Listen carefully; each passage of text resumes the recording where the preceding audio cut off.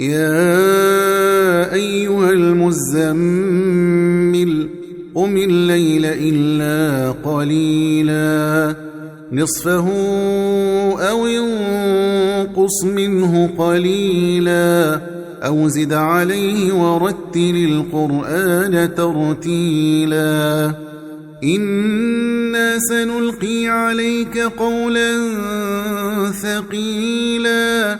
إن ناشئة الليل هي أشد وطئا وأقوم قيلا إن لك في النهار سبحا طويلا واذكر اسم ربك وتبتل إليه تبتيلا رب المشرق والمغرب لا